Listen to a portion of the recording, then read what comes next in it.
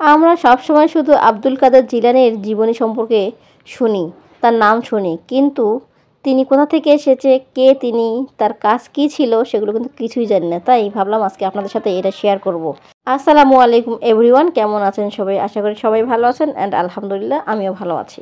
হযরতে আব্দুল কাদের জিলানী 470 হিজরি মোতাবেক 1077 খ্রিস্টাব্দে ইরানের জিলান শহরে জন্মগ্রহণ করেছেন। জন্মস্থানের নামানুসারে তাকে জিলানী নামে বলা হয়।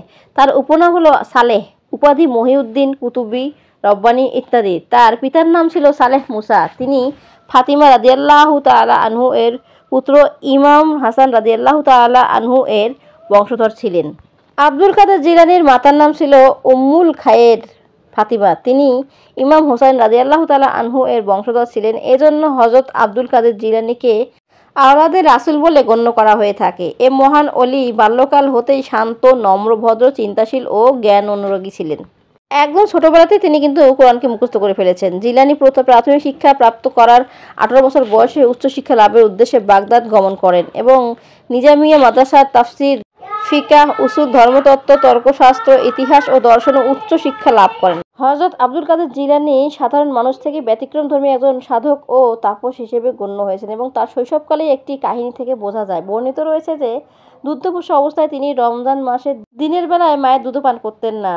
তার মা তাকে দুধ পান করাতে গেলে তিনি মুখ ফিরিয়ে নিতেন। হযরত আব্দুল কাদের জিলানী রাদিয়াল্লাহু তাআলা আনহু শরীয়তের জ্ঞান অর্জনের পর মারিফাতের জ্ঞান অর্জন করেন এবং জ্ঞান লাভের জন্য বাগদাদের সুফি দরবেশদের দরবারে যাতায়াত করা শুরু করেন। তার সাথে সাধক হাম্মাদানের পরিচয় ঘটে। তিনি তারই সংস্পর্শে এসে সুফি তত্ত্বে জ্ঞান লাভ করে থাকেন। হযরত আব্দুল কাদের জিলানী আধ্যাত্মিক সাধনার জন্য 25 বছর লোকচক্ষুর অন্তরালে ছিল।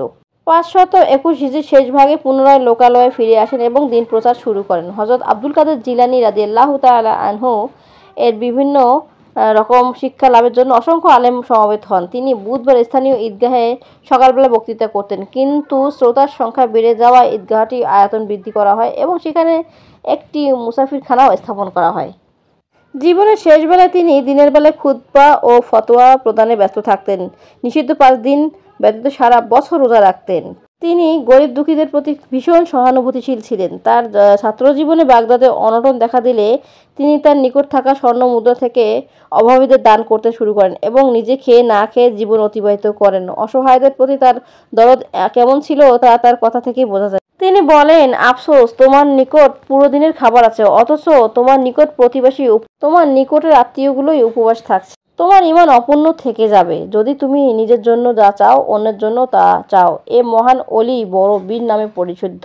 তিনি 90 বছর বয়সে 561 হিজরি সনের 11 রবিউল সানি তারিখে ইন্তেকাল করেন এবং তার মাজার বাগদাদে অবস্থিত। আমরা বড় পীর আব্দুল কাদের জিলানী রহমতুল্লাহির আদর্শে আমাদের জীবন গড়ব, সদা সর্বদা সত্য কথা বলবো, অভাবী ও দুস্থদের সাহায্য সেবা করব। এই কামনা করে আমার আজকের ভিডিওটি শেষ করছি। যদি ভালো লাগে অবশ্যই একটা শেয়ার দিয়ে দেবেন এবং অন্যদের সাথে শেয়ার করে সবাইকে জানার সুযোগ করে দিবেন। আসসালামু আলাইকুম ওয়া রাহমাতুল্লাহি ওয়া বারাকাতুহু।